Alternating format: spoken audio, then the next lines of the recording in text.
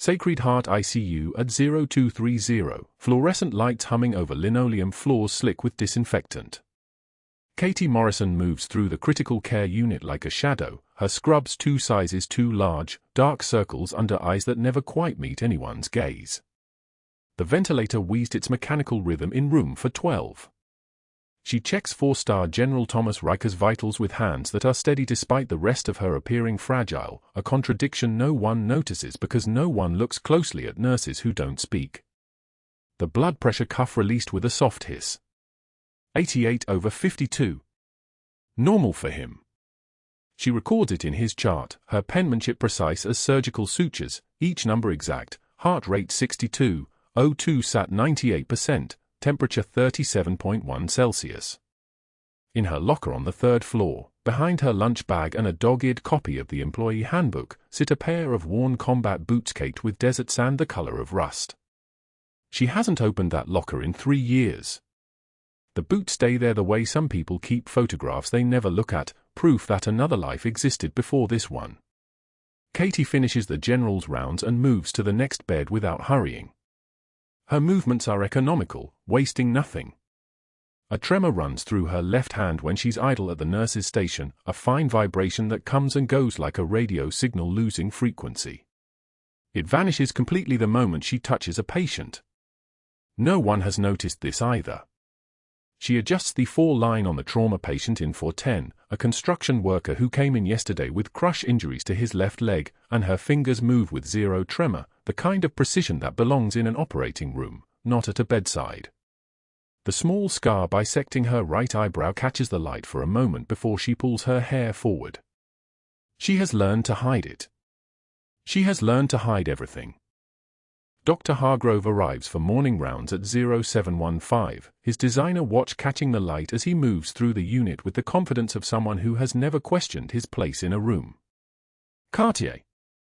Probably $15,000. Katie has learned to notice these things, the watches, the shoes, the way certain men carry their certainty like a shield.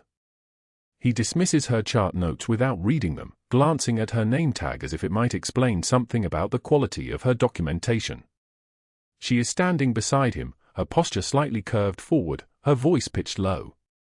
General's vitals stable through the night, doctor. No episodes of desaturation. Urine output on target.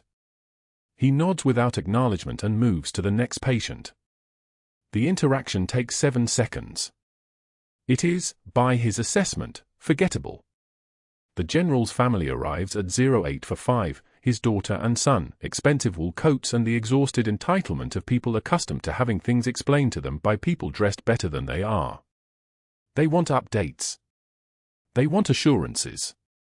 They want Katie to confirm that their father, a man whose name carries weight in rooms she will never enter, is going to survive this. She cannot give them what they want because she is not authorized to give them what they want. She is just a nurse, a phrase she has heard 7 times in 4 years at Sacred Heart. 7 times. She remembers each one. Katie positions herself at the corner of the general's bed, her chart held in front of her like a shield. The daughter, Rebecca, mid-40s, diamonds in her ears, leans forward. What's the latest? Is he getting better? Katie's voice comes out steady, clinical, emptied of anything that might suggest opinion or hope. I can have Dr. Hargrove speak with you about his prognosis. His vital signs remain stable. Heart rhythm is sinus. No new complications since admission. It is the right answer. It is also invisible, a collection of words that means nothing and everything simultaneously. Rebecca frowns, unsatisfied, and Katie understands that invisible is precisely what she is meant to be. Dr. Hargrove observes this interaction from the doorway.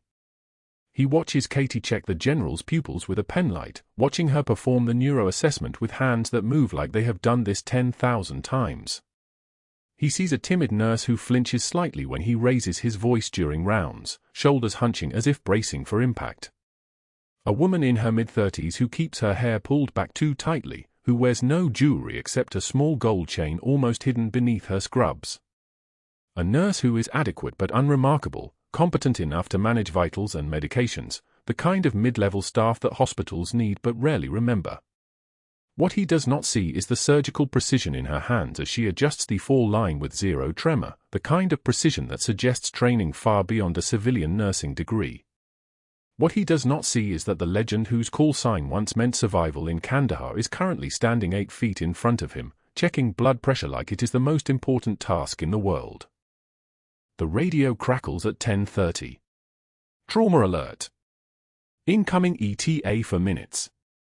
Car versus motorcycle.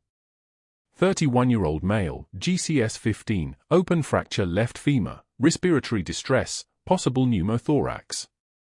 Katie's hands go still for a microsecond. Just one.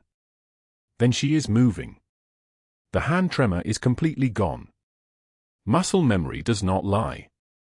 She begins pulling supplies with the precision of someone assembling a weapon, 14-gauge angiocath needles, sterile dressing packs, a chest tube kit, the kind of urgent preparation that speaks of training no civilian hospital can provide. Petty Officer Jake Chen from Portsmouth Naval rotates through Sacred Heart's trauma rotation that week. 26 years old, still soft around the edges in the way young enlisted do, his uniform sharp because he is still proud to wear it. He has been at Sacred Heart for 3 days, rotating through the ICU and trauma bays, learning civilian emergency medicine from people who have never heard a mortar round or smelled burning gasoline mixed with blood. He encounters Katie in the trauma supply room at 10:30 and the exact moment, he watches her move becomes the moment everything changes.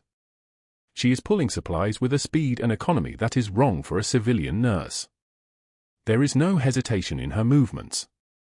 She knows exactly what she needs, the order in which she needs it, the spatial awareness of someone who has assembled trauma kits under fire. Jake has seen this precision exactly once before, in a medic named Morrison who pulled him and 4 other Marines out of a burning compound in Logar province 4 years ago.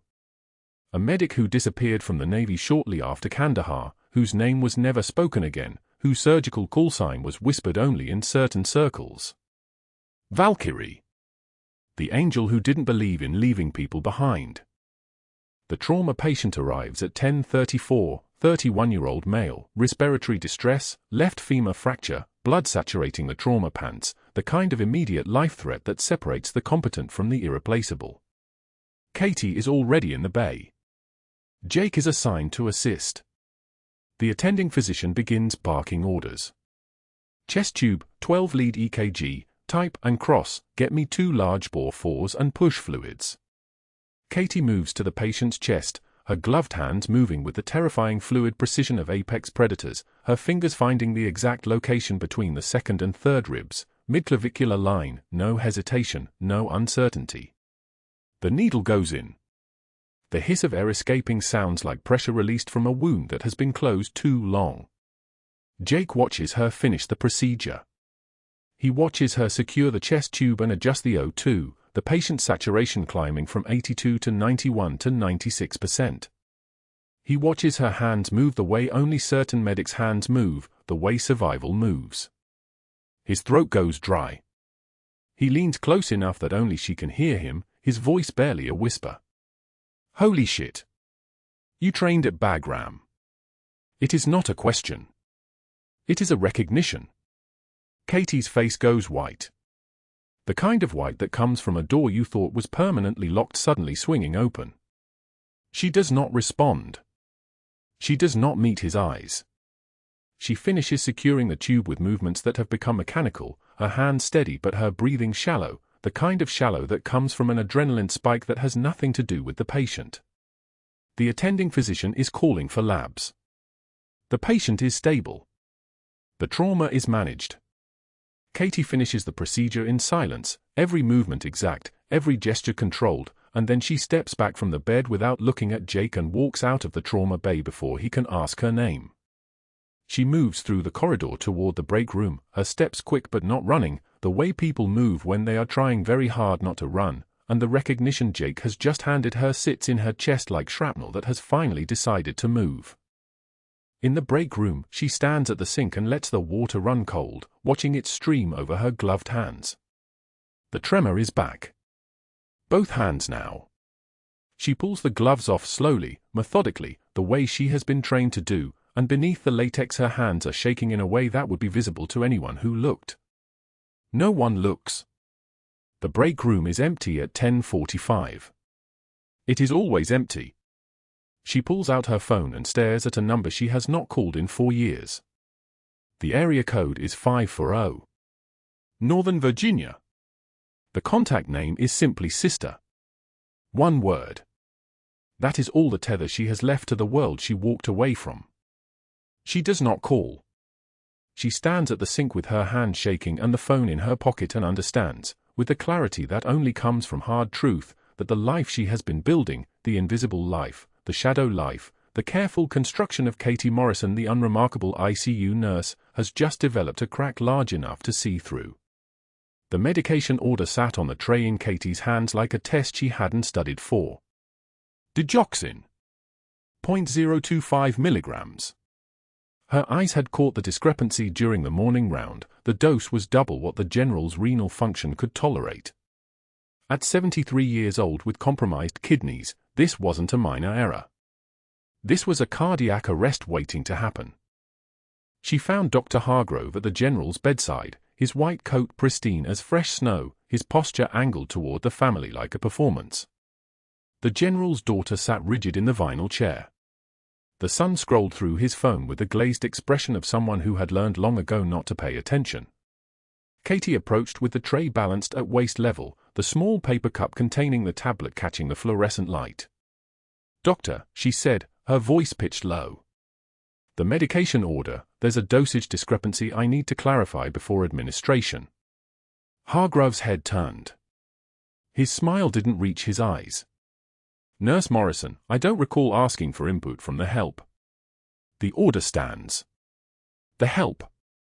The words landed like a fist in her sternum, but Katie's breathing remained even. One measured breath. In. Out. "Doctor, this dosage will cause," she began. "Are you a physician, Nurse Nightingale?" His voice rose, pitched to carry through the room, a performance for an audience of 2. "No?" "Then perhaps you should stick to bedpans and let the adults handle complex medical decisions." The general's daughter smirked. A small, satisfied sound that said she had been waiting for this moment, waiting to watch someone put the insufferable nurse in her place. Hargrove turned back to the patient, his hand gesturing dismissively as though Katie had already evaporated. The message was clear: you are beneath notice. You are nothing. Katie set the tray on the bedside table with deliberate care. No tremor in her hands. No flush rising in her neck. She simply stood there for 3 seconds, 3 seconds in which she made the calculation, cross-referenced the general's creatinine clearance against the digoxin pharmacokinetics, and understood with absolute certainty that if she administered this dose as written, the old man would seize into cardiac arrhythmia within 6 hours. She walked to the medication cart in the hallway, recalculated the proper dose based on the renal function panel from that morning, and returned to the room. When Hargrove wasn't looking, when his attention had turned to the son's question about discharge timing, Katie swapped the tablet for the correct dose. She administered the proper medication with a steady hand and documented the change in the chart with clinical precision and a single note: dose adjusted for renal clearance per Cockcroft-Gould calculation. Original order would have resulted in toxic serum levels. Later, when Hargrove discovered what she had done, he would use it as ammunition. But for now, she had simply saved the man's life, and no one at the bedside had any idea. The break room smelled like burnt coffee and the ghost of 1,000 shift lunches. Katie pushed through the swinging door at noon with her chipped mug of cold coffee, the same mug she'd brought from home 3 years ago, the one with the hairline crack running down the side, and moved toward the table near the window. Sharon was there, unwrapping a sandwich. Linda stood at the microwave, her hand on the door handle. Marcus sat with his back to the room, shoulders curved over a salad container. Chen, not the petty officer from the trauma bay, but the older nurse who'd worked nights for 7 years, scrolled through something on his phone. Katie pulled out the chair. The scrape of it against the linoleum was the only sound. Sharon's hand froze mid-unwrap. Linda's shoulders tensed. Marcus and Chen exchanged a glance that Katie felt more than saw, a wordless agreement executed in the language of practiced avoidance. They stood, all of them, within the same 3-second interval, gathering their food and their phones and their reasons to be somewhere else. Sharon tucked her sandwich back into her lunch bag. Linda abandoned the microwave mid-heat cycle. Marcus rinsed his fork under the sink. Chen simply walked out without acknowledging the room. The exodus was so practiced, so routine, that Katie no longer bothered looking up. She had been through this 17 times in the past 4 weeks. The isolation had become a schedule. A ritual. She sat alone at the table scarred with coffee rings and stains that no amount of wiping could remove. Her reflection stared back at her from the black surface of the coffee, dark eyes, jaw set, the kind of face that gave nothing away. She lifted the mug. Set it down. Lifted it again. The coffee was cold enough that it tasted like metal. The microwave hummed. The fluorescent lights flickered in their aluminum casings, a sound like insects trapped in glass. Someone's pager buzzed in the distance, a summons, a crisis, a reason to be needed somewhere other than this break room with this unremarkable nurse. Katie stayed for exactly 6 minutes. Then she stood, rinsed her mug in the sink, and returned to her rounds. The write-up appeared on the unit board at 16:30, printed on official Sacred Heart letterhead and pinned beneath a notice about flu vaccinations. The header was impossible to miss: Nurse Morrison, formal written warning, insubordination and failure to respect physician authority. Katie read it while 3 residents and 2 nurses pretended not to watch. Her eyes tracked the language with the cold clarity of someone who had read written warnings before, not in a hospital, but in a personnel file marked classified that documented 3 tours and performance reviews stamped with insignia she no longer had the right to claim. The notice cited her intervention in the general's medication order as an example of her inability to maintain appropriate professional boundaries and respect for the physician chain of command. It warned that further incidents of this nature will result in immediate termination and review by the state nursing board. Her hands didn't shake. That was the training, the 5 years of medic school, the 8 additional years of field experience, the 12 years total of learning to hold steady when everything around you was falling apart. Her jaw tightened for maybe half a second. Then she turned. Hargrove stood 3 feet away, leaning against the medication cart with his arms crossed, his smile the kind that belonged on a predator's face, satisfied, anticipatory, the smile of someone who had just drawn blood and was waiting to see how the prey would respond. He was wearing his authority like a second skin, the kind of confidence that comes from never being questioned, never being held accountable, never having to consider that he might be wrong. Katie walked toward him. Her voice, when it came, was so quiet that the residents had to lean in to hear it. "I've seen what happens when people stop asking questions, Doctor." The words hung in the air like a blade that had just been unsheathed. Hargrove's smile faltered for maybe a quarter second, long enough that she saw it, long enough that he realized she had seen it, and then it returned, harder and sharper than before. "And I've seen what happens to nurses who forget their place," he said, his voice pitched to carry through the corridor. "One more incident, Morrison, and you're gone." Katie walked away. But the tremor had returned to her left hand.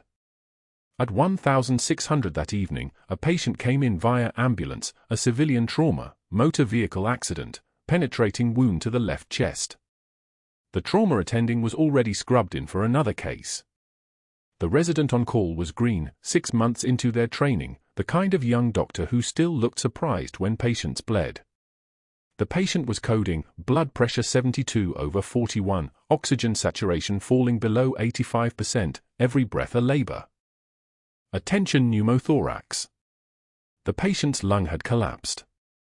Air had trapped itself in the pleural space and was crushing the heart, crushing the vessels, crushing everything. Katie saw it before the monitor alarmed. She saw it in the asymmetric chest rise, in the way the trachea was deviating toward the right, in the quality of the breath sounds that weren't there. And when the resident froze, when the young doctor stood at the bedside with a tourniquet in his hands and no idea what to do, her hands simply moved. Muscle memory took over. Her hands moved with the precision of someone who had done this exact procedure 73 times in Kandahar, in field hospitals and forward operating bases where the only tools were what you could carry and the only guidelines were the ones keeping people alive. She prepped the insertion site, counted ribs, located the second intercostal space at the midclavicular line.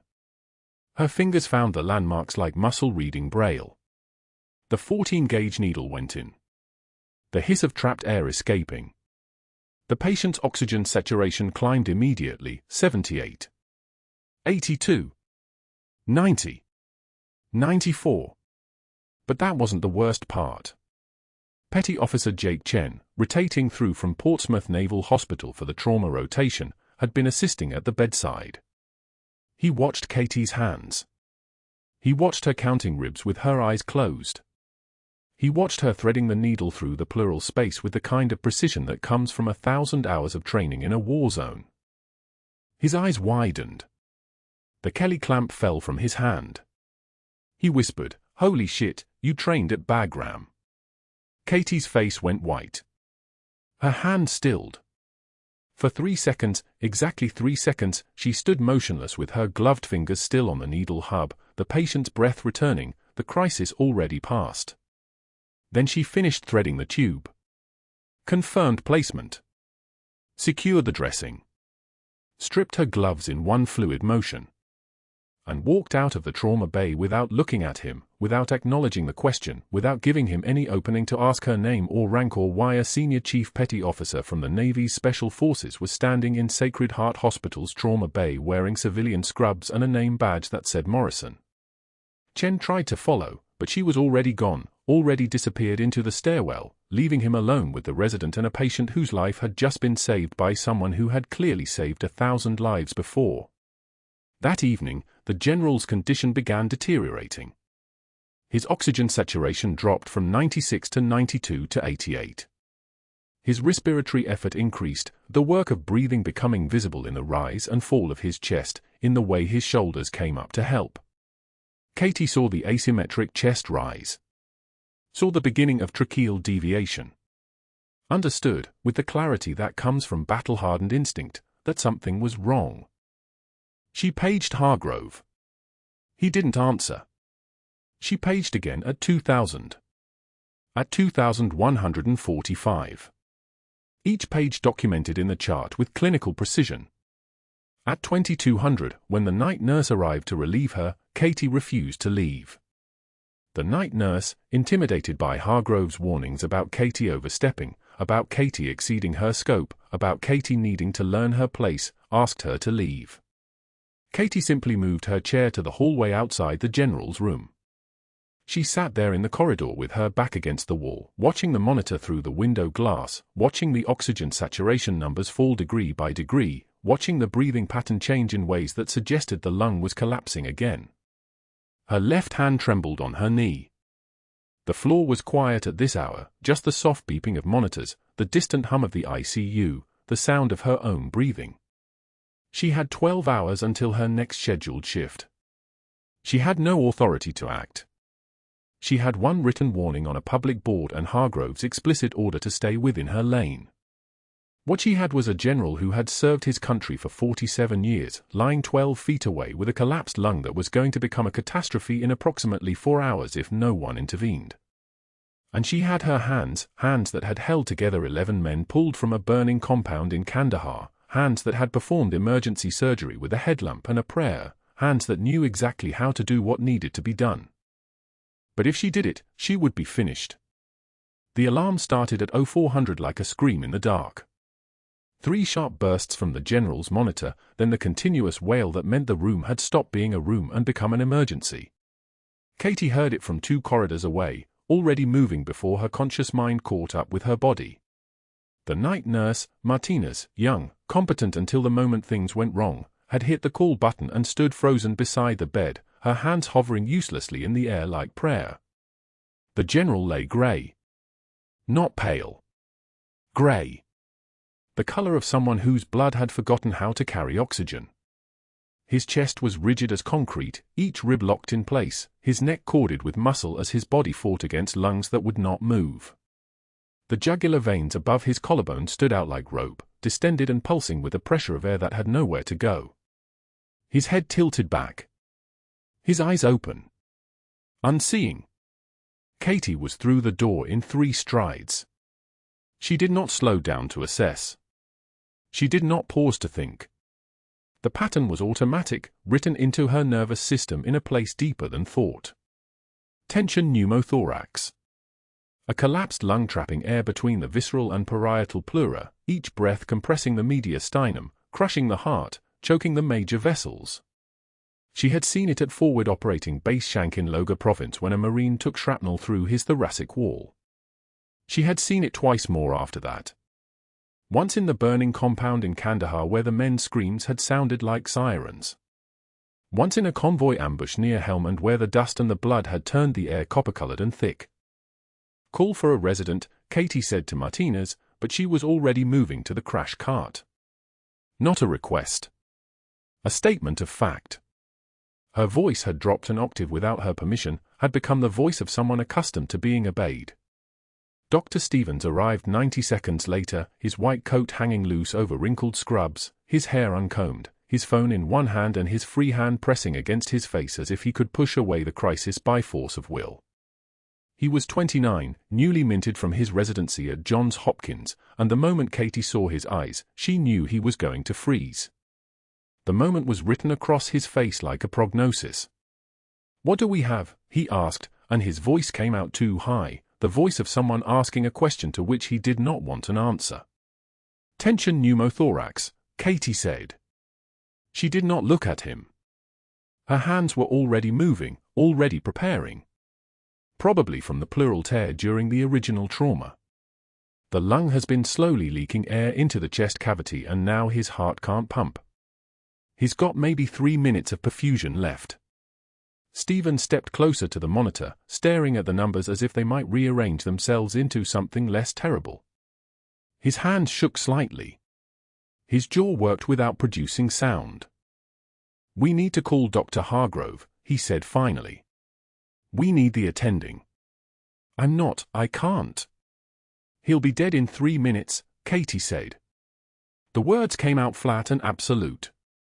"Get me a 14-gauge angiocath needle and prep the chest for needle decompression, second intercostal space, mid-clavicular line." Stevens did not move. He was still holding his phone, still staring at the monitor, still trapped in the amber of panic. Katie did not wait. She had never been good at waiting. She moved to the crash cart and pulled the needle herself, her gloved fingers closing around the angiocath with the certainty of someone who had done this in a forward operating base with incoming fire rattling the corrugated metal walls overhead. She tore open the prep pad, swabbed the sterile field, and her hands moved with a precision that belonged to someone else entirely, to the senior chief petty officer who had taught 16 Navy medics how to save a life in a place where mistakes ended with flag-draped boxes. The general's second rib was easy to find, even under the tension that had pulled everything tight. Katie located the landmark, marked the space between the ribs with the ball of her thumb, and angled the needle through the intercostal space at exactly 45 degrees. The skin gave. The muscle gave. The parietal pleura gave. And then, the hiss. Pure and perfect and absolute, like the sound of a pressure valve releasing, like the sound of a man being given back his life. The air came out of the chest cavity in a rush of sound that made Martinez gasp and Stevens step backward. Katie's free hand was already reaching for the plastic catheter, threading it home, securing it in place with a piece of tape that snapped against the general's pale skin. Oxygen saturation, 71. Climbing. 76, 82. The monitor display ticked upward like a clock being rewound. Color seeped back into the general's face, starting at his jawline and spreading like sunrise across his features. His chest moved again, free to expand, free to breathe. The jugular veins flattened. His eyes closed, no longer open and unseeing but closed in the sleep of someone whose body had permission to rest. Sinus rhythm. Stable. Katie stood over the patient with the needle still in her gloved hand, and the world contracted to the space between heartbeats. She did not feel triumph. She did not feel vindication. She felt only the peculiar calm that comes from having done the thing that needed doing, from having let her hands remember what her mouth had spent 3 years trying to forget. For a moment, she was not the timid nurse who had ducked her head under Hargrove's cruelty in the patient room that morning. For a moment, she was the woman who had held 11 men together under mortar fire, who had performed emergency surgery with a headlamp and field dressings, who had refused to let anyone die while breath still remained in her body. Stevens was staring at her. His phone was still in his hand. On the other end of the line, she could hear Dr. Hargrove's voice, small and distant, asking what was happening. "All stable," Stevens said quietly. He was looking at Katie, not at the patient. "He's stable." Katie peeled off her gloves. They crackled in the sudden silence of the room, the sound sharp and deliberate. She turned to Martinez, who was still standing frozen beside the bed, and the younger nurse's eyes had gone wide with something between fear and recognition. "Oxygen saturation maintaining above 88%, Katie said, her voice back at its normal register but carrying undertones that had not been there before. "I'll get X-ray down here to confirm the catheter placement and check for other injuries. He needs a chest tube if the air reaccumulates. Monitor him continuous. Call me if anything changes." She was walking toward the door when Hargrove arrived.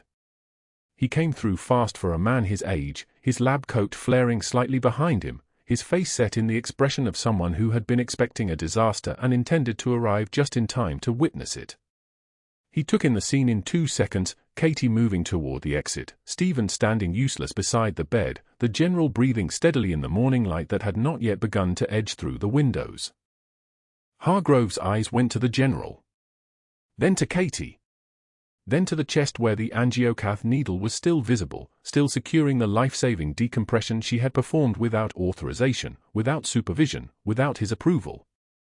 She watched his expression change. The anger that had been simmering since she had caught his medication error solidified into something colder. Something calculating. His gaze traveled from the needle to her face, and in that moment, Katie understood that she had made a terrible mistake. She had saved a life, and in doing so, she had given him exactly what he needed to destroy her. "Nurse Morrison," Hargrove said, and his voice was quiet in a way that made the alarm seem far away. "Step back from the patient, please." Katie did not move. She did not argue. She simply stood, her hands at her sides, her expression flat, while Hargrove approached the general's bedside and examined the needle decompression with the careful attention of a surgeon inspecting evidence. Stevens was staring at his shoes now. "You performed a needle decompression," Hargrove said to Katie, "not a question. A procedure that requires physician authorization. In front of a resident. While the resident was present and capable of making that call. The patient would have been dead in 3 minutes, Katie said. Her voice was steady. The pressure was compressing his heart. "That is not your call to make," Hargrove said. He turned to face her fully, and his smile was the smile of a man who had just found exactly what he had been looking for. "You just practiced medicine without a license, Nurse Morrison. In front of a witness. That's a state board violation. That's federal. That ends your career." He pulled out his phone and walked into the hallway. Katie could hear him from where she stood, calling the chief medical officer, calling board members whose names she did not recognize, calling his attorney to report that he had finally caught the insubordinate nurse red-handed. She did not move. She did not argue.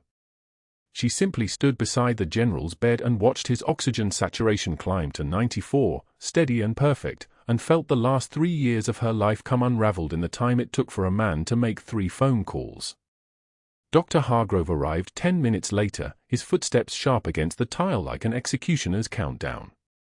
He stopped in the doorway of the general's room and saw her standing there with the needle still in her gloved hand, the general's oxygen saturation steady at 94%, his chest rising and falling with the rhythm of a man who should have been dead. The monitor beeped its patient confirmation. Stable. Perfect. Alive. Hargrove's face didn't redden with rage. It transformed into something colder, more calculating. His jaw tightened. His eyes went flat. This was the expression of a man who had just been handed exactly what he needed. He turned and walked back out without a word. Katie watched him go, and in that moment she understood that the needle decompression had cost her far more than it had saved the general. She had just given Hargrove his proof. His justification. His weapon. By 06:30, before the hospital cafeteria even opened, Hargrove was making calls from his office with the door locked. The first went to Thomas Sterling, chief of surgery, who owed him a favor, a major one. When a resident under Hargrove's supervision had left a surgical sponge in a patient's abdomen, Hargrove had reframed the incident report and made sure the documentation showed it was the surgical nurse's error, not his resident's negligence. Sterling had been grateful. Very grateful. "Thomas, we have a problem." Hargrove's voice was smooth, almost apologetic. "Our ICU nurse performed an invasive procedure last night without physician authorization. Needle decompression. Tension pneumothorax." A pause. "No, I didn't authorize it. No, there was no resident present. She took it upon herself to practice medicine." The second call went to Patricia Chen, the CEO, who had approved Hargrove's salary increase by pulling funds from the nursing department budget. He had testified for her in a malpractice deposition, embellished his credentials slightly, made the hospital's position sound medically sound when it wasn't. She owed him. She knew she owed him. "Patricia, I need you to understand the liability exposure we're facing. An unlicensed procedure. A senior physician not present. This reflects directly on credentialing and oversight." He let that hang. "I'm filing a formal complaint with the state board this morning. The investigation alone will cost the hospital significant legal resources. We need to terminate immediately, pending the board's findings." The third call was to Robert Bancroft, who sat on the hospital ethics board and had hired Hargrove's wife's consulting firm for a medical billing audit, a lucrative contract that would have gone elsewhere. Hargrove made the call personal. Made it urgent. Made it sound like Katie was a threat to patient safety, a rogue nurse operating outside her scope of practice, someone who had to be removed before she killed someone. By 07:45, Hargrove had filed the formal complaint with the Virginia Board of Nursing, a document that was surgical in its precision. He detailed the needle decompression, framed it as an authorized medical practice, cited the relevant statutes, and concluded with words chosen to trigger immediate investigation, demonstrates a pattern of behavior inconsistent with nursing standards and potentially indicative of falsified credentials or undisclosed qualifications that would warrant immediate credential review. He hired an investigator from a firm he'd used before, a man who would dig into Katie's employment gaps, her 3 years at Sacred Heart with a resume that had holes big enough to drive suspicion through. 3 years with no prior hospital work listed. No contact information for previous employers. A background that had clearly been sanitized.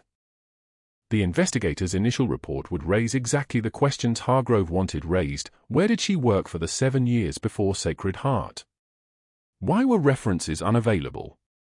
Why did her social security record show military employment and then a gap? Why did her driver's license list a military P.O. box as a previous address? Katie didn't know any of this was happening. She was sitting in the ICU at 0800, running vitals on the general, noting his stable waveform, his improving oxygen saturation, the gentle rise and fall of his chest that meant he was going to live. She had saved his life. That was all she allowed herself to feel. At 1000, the chief medical officer summoned her to his office. His name was David Whitmore, and he looked uncomfortable in his own chair. Katie stood in the doorway. They hadn't asked her to sit, and Hargrove rose from the guest chair with an expression of regretful concern plastered across his face. "Katie, we've received some concerns about your conduct last night." Whitmore's voice was careful, legally cautious. "A procedure was performed that falls outside the scope of nursing practice. We need to investigate these allegations thoroughly. The patient was in arrest." Katie's voice was even. "No heartbeat. No perfusion. A nurse is not authorized to perform needle decompression." Hargrove spoke softly, almost gently. "Regardless of circumstances. That's a medical procedure. The patient would be dead." One sentence. No emotion. Just fact. Whitmore exchanged a look with Hargrove. "That may be true. But we have legal obligations regarding scope of practice. Until the state board completes their investigation, effective immediately, your nursing license is suspended pending review. Your badge access is being deactivated now. You'll need to leave the hospital. Katie didn't argue. Didn't defend. Didn't explain. She simply took the deactivated badge from Whitmore's trembling hand and turned toward the door. Security will escort you out, Hargrove said quietly. It's protocol.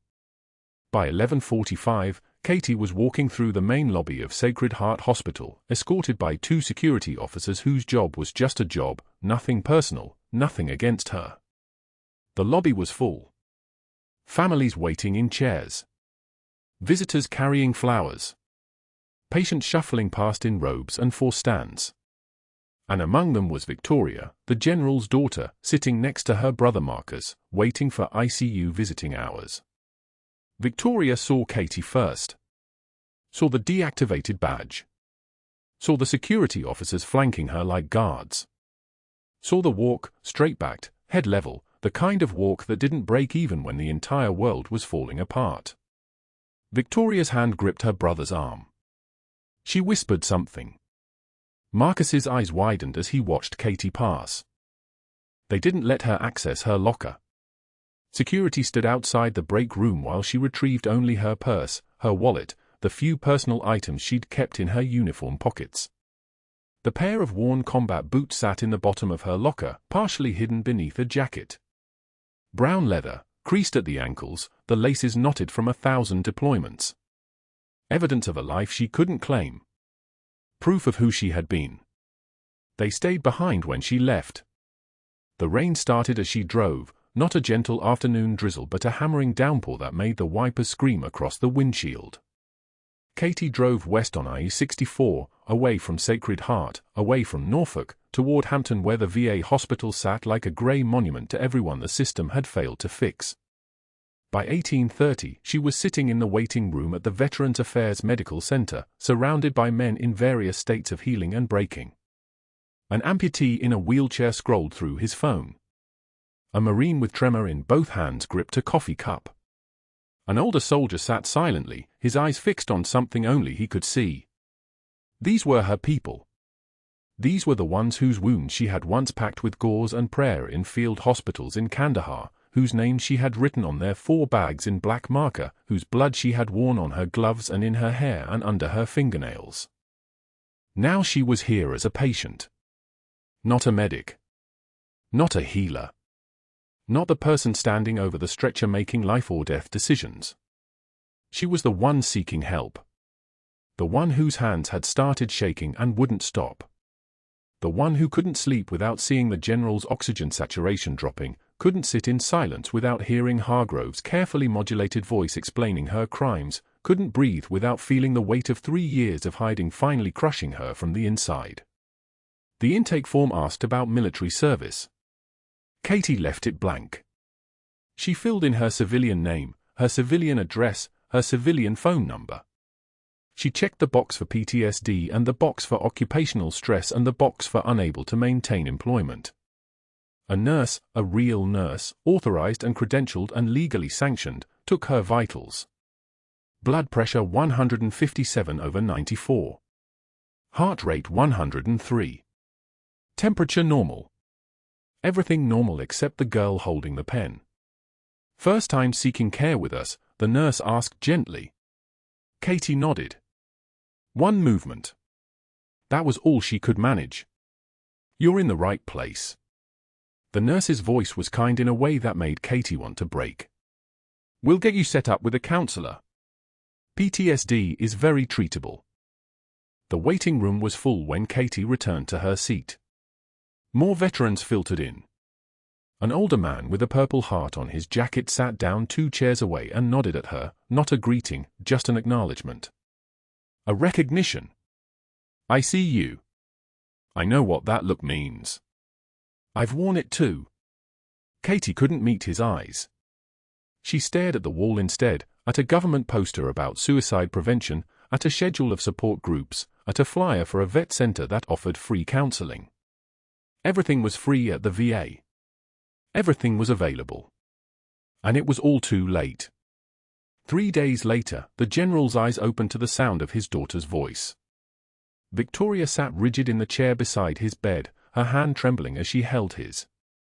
His son Marcus stood at the window, shoulders squared like he was standing watch. The ventilator was gone. The chest tube that had saved his life was already removed. His lungs were working. His heart was steady on the monitor, a rhythm that should have been impossible 3 days ago. Marcus turned from the window.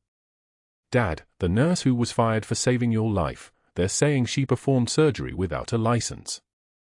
The general's eye sharpened. Something flickered behind them. Recognition. Memory. He opened his mouth, and the word that came out was barely a whisper, but it carried the weight of classified operations and midnight insertions and ambushes survived by inches. Valkyrie. Victoria's hands went white. "Dad." The general tried to sit up. His breathing hitched.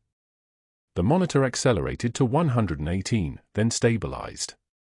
He looked at his daughter with the intensity of a man who had given orders that changed the course of wars.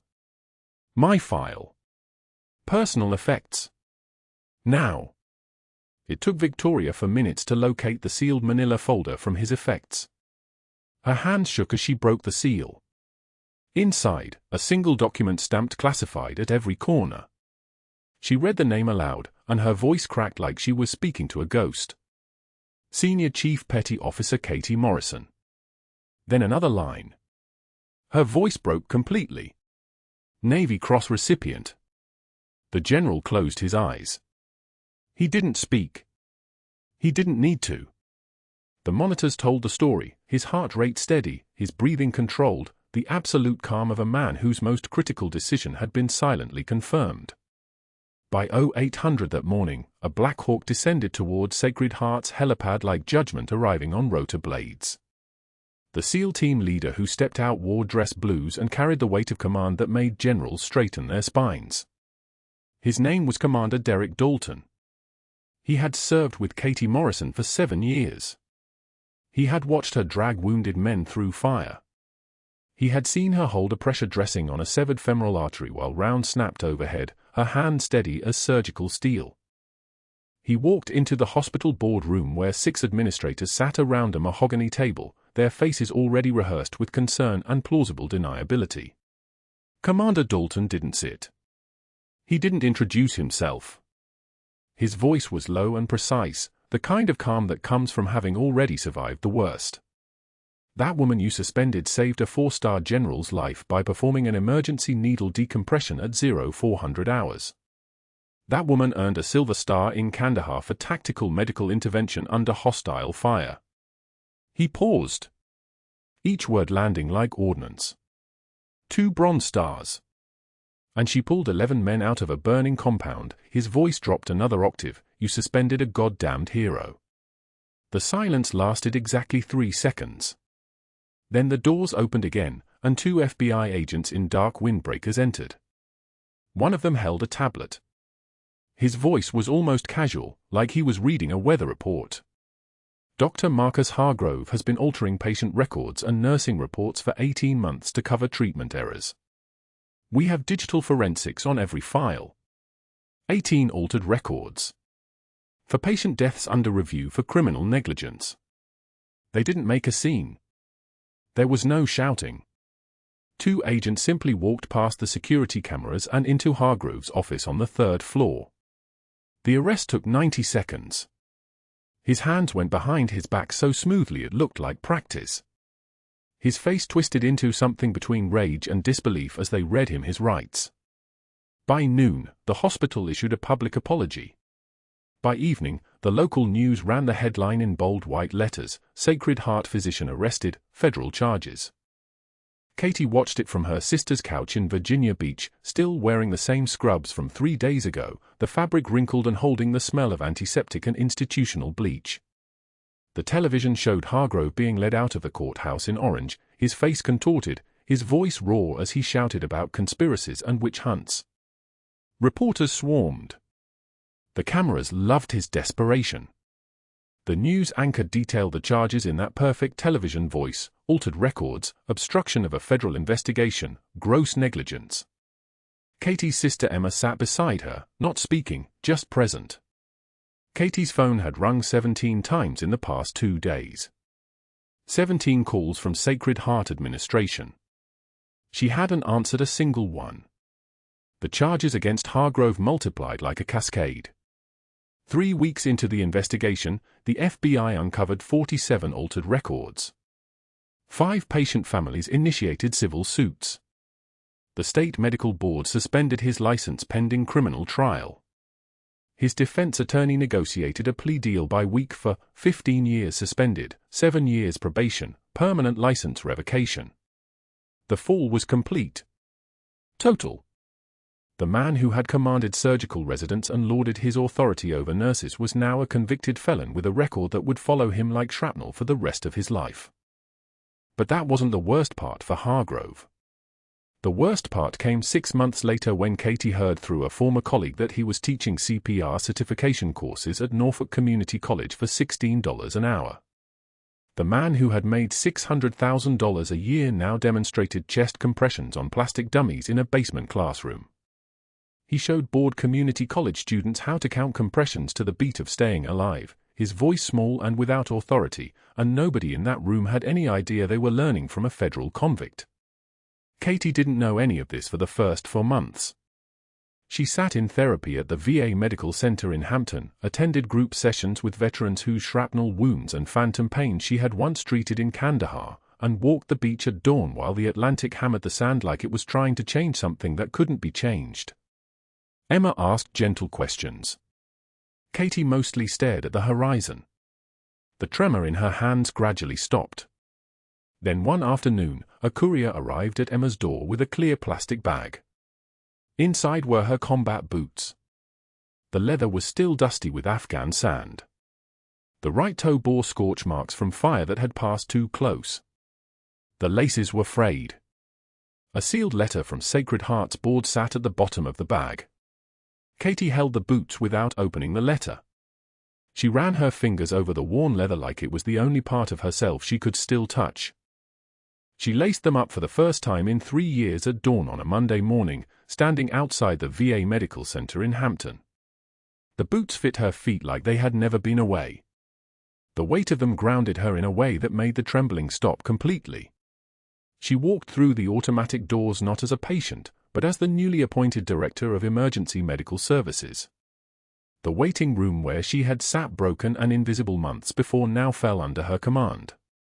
The grizzled Marine in the wheelchair near the entrance was there again, his leg still missing below the knee, his eyes still distant.